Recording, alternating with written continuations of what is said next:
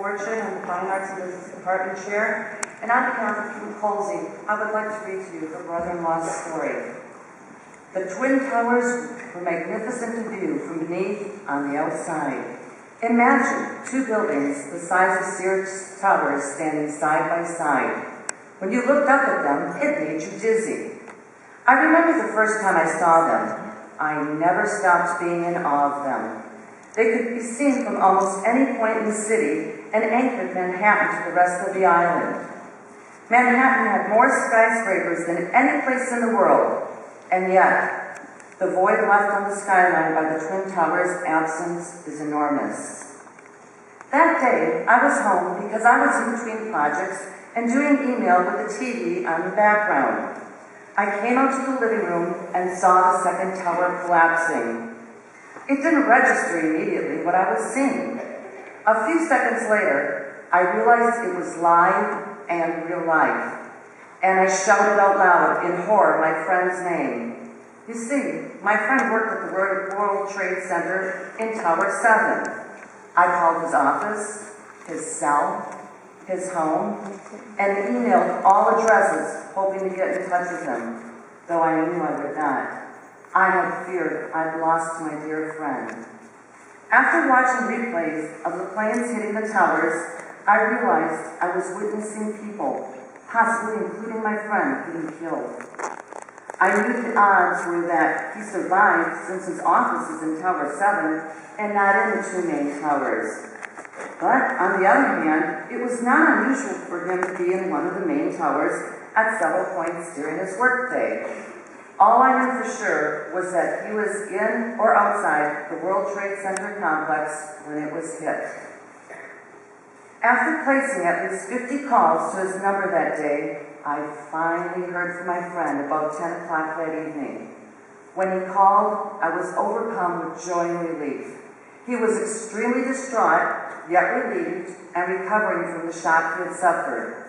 It was obvious from his description of the events he witnessed and survived that he spent much of the day in a state of a trance, like shock.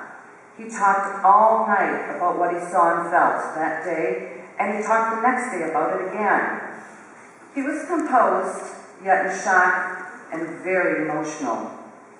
My friend was across the street from World Trade 1 in World Trade 7 on the 47th of 50-story building when the first tower was hit. The impact was a bump he felt beneath his chair. Shortly, someone came running screaming that Tower 1 was on fire. In the ensuing evacuation of Tower 7, my friend and his co-workers walked down the stairwell, all 47 floors to the lobby. When he got to the 5th floor, the second tower was hit and his building shook. People headed down the stairs, panicked, thinking about a bomb hit Tower 7, and started screaming and running back up the stairs. At that point, my friend started to get trampled and thought he was going to die. Quickly, however, security marshaled everyone back down the proper direction and the evacuation to the lobby proceeded. It took him 45 minutes to evacuate, and since he was coming from the top floors, he was one of the last evacuees. 15 minutes after he was out of the building, the first tower collapsed, blowing out the lobby of Tower 7, right where he had been. Once evacuated from his building, my friend watched from the streets below the World Trade Center what everyone else was watching on TV. He saw people waving their shirts from the windows atop the Twin Towers, not wanting to jump, but not wanting to be burned either. And finally, silently leaping out the windows to their deaths, with their bodies exploding on the pavement, many seconds later with such thundering noise that it sounded like a crack of a rifle, magnified by the echoes of the canyons of the buildings. He saw two of the most iconic symbols of strength in the world collapse. He evacuated his own building, thought he would die at one point, ran from the debris getting covered in dust, and walked about the shut-down city for hours and days. The subways were down. There was no way to get off the island or any way to communicate as there was no cell reception. Later in the day, he watched as his own Tower 7 collapsed from fire. It was, he said, all too horrible to watch.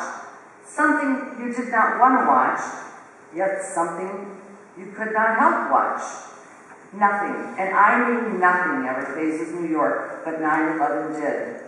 There was a time after 9/11 when the city was quieter, emptier, less chaotic, and its comparably contagious and over-the-top energy was lacking. Fortunately, that did not last. Within a year or so, the city was alive again, its energy completely restored.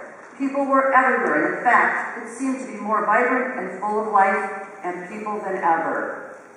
New York is anything but a victim of 9/11 today. It is the city that suffered that day, but it is, and always has been, very much about freedom of spirit, diversity, tolerance, and open-minded. I don't think that 9/11 really changed that. It's the most diverse place on the earth. When you are there, it seems the indomitable center of the world, and in many ways it is. Rarely did I encounter anyone in New York who embraced intolerance or fear or hatred towards anyone or any group because of 9/11, or for that matter, because of anything ever. New York is, and remains, a place where different is normal, diversity is not only respected, but cherished, and tolerance is practiced every day. This freedom of spirit is the hallmark of culture in New York, and is what attracts people from all over the world to come and live there. The freedom to be oneself is the defining trait of life in New York. There is far more tolerance in the city of 9/11 than there is any place else with no real connection to 9/11. If people everywhere embrace tolerance, independence, diversity, and freedom that New York does, there may be less chance of a future 9/11. Thank you.